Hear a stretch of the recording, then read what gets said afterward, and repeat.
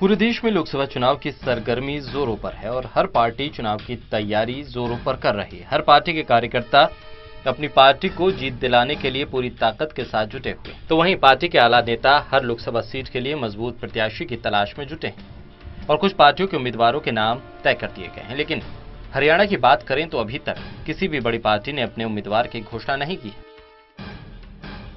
अभय सिंह अपना देखे ना, अपने भतीजे को बिठाए, अपने भाभी को बिठाए, हमारे को क्या, अपने भाई भतीजे भाई को हमारी बात करते हैं। आपको कितनी बार मैंने कहा था, वो सिद्ध हुआ ना। मैं जब पिछली बार 2014 में लोगों हरियाणा की जनता ने मुख्य विपक्षी दल इन लोगों को चुन के भेजा था और 1 साल के बाद मैं यहीं आया था उनकी कार्रवाई देख के विधानसभा में। मगा दे मुख्य विपक्षी दल नहीं है, ये मुख्य सहयोगी दल है, कही थी, याद है आपको। फिर क्या हुआ, अब 3 साल के बाद वही बातचीत हुई ना। दुष्यंत ने खुद कहा ये तो पार्टी का मतलब मेरा है नहीं। और आज मैं कह रहा हूं कि जब तक चुनाव आएंगे इन लोग 1 है, 2 है, 3 है, 4 है, इस बात की चर्चा नहीं। इनका जनाधार जो खत्म हो जाए, शून्य हो जाएगा। कोई भी एक सीट लेनी बिल्कुल मुश्किल हो जाएगी। सभी पार्टी अगले सप्ताह यानी कि नवरात्र के समय उम्मीदवारों के नामों की घोषणा करने की बात कह रही है। वहीं बीजेपी अध्यक्ष सुभाष बराला फतेहाबाद पहुंचे और कार्यकर्ताओं से मुलाकात की और चुनावी तैयारियों का जायजा लिया। वहीं सुभाष बराला ने हिसार से लोकसभा चुनाव लड़ने की बात को खारिज करते हुए कहा कि ये सब मीडिया द्वारा बताई जा रही बातें हैं, पार्टी में ऐसी कोई बात नहीं।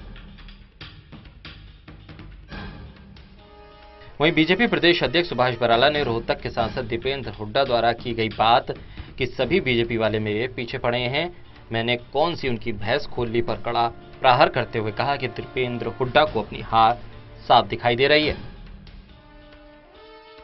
बीजेपी ने साफ सुथरी राजनीति की है, जबकि हुड्डा ने भाई भतीजावाद और भ्रष्टाचार की राजनीति की। देखिए, पार्टी में तो कहीं कोई चर्चा है नहीं, केवल मीडिया की चर्चा है। इस खबर में कहीं कोई सच्चाई नहीं। दीपेंद्र हुड्डा को अब अपनी हार स्पष्ट दिखाई दे रही है, इसलिए कहता है कि सब मेरे पीछे पड़े हुए हैं। हम केवल हरियाणा प्रदेश से भ्रष्टाचार खत्म करके, हरियाणा प्रदेश से परिवारवाद खत्म करके, हरियाणावाद से जो क्षेत्रवाद था, जातिवाद था, वो खत्म करके एक साफ सुथरी व्यवस्था को स्थापित करने में लगे हुए हैं।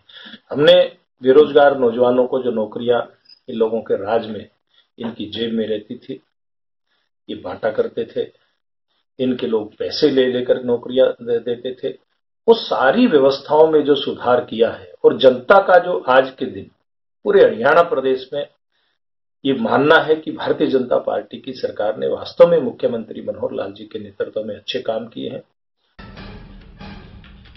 वहीं बराला ने कहा है कि Indian national Lokdal supremo Om Prakash Chautala के जेल से बाहर आने के बाद भी बीजेपी पर इसका कोई असर नहीं पड़ेगा। और देश की जनता का ये मानना है कि अगर गरीब का कल्याण कोई कर सकता है, देश को विकास की बुलंदियों पर कोई लेकर के जा सकता है और देश को कोई पूरी तरह से आंतरिक और बाहरी सुरक्षा मुहैया करवा सकता है, तो वो देश के प्रधानमंत्री नरेंद्र मोदी करवा सकते हैं। देखिए, पहले भी ये लोग जेल से बाहर आए हैं और पहले भी इन लोगों ने चुनाव में प्रचार किया है, चाहे 2014 का चुनाव था या बाद में अभी पिछले कुछ दिनों पहले जिनके उपचुनाव से पहले भी लोग प्रचार करके गए थे। आज किसी के प्रचार से भारतीय जनता पार्टी के ऊपर कोई फर्क पड़ने वाला नहीं। भारतीय जनता पार्टी को लोगों ने पूर्ण रूप से स्वीकार किया है। हमने जो व्यवस्था का परिवर्तन किया, लोगों ने उस व्यवस्था परिवर्तन को स्वीकार किया, इसलिए आज के दिन कोई भी व्यक्ति आए, किसी से भारतीय जनता पार्टी के कैंपेन पर कोई असर नहीं पड़ेगा। बहरहाल पूरे प्रदेश में चुनावी सरगर्मी पूरे चरम पर है और हर पार्टी अपनी जीत का परचम फहराने में लगी।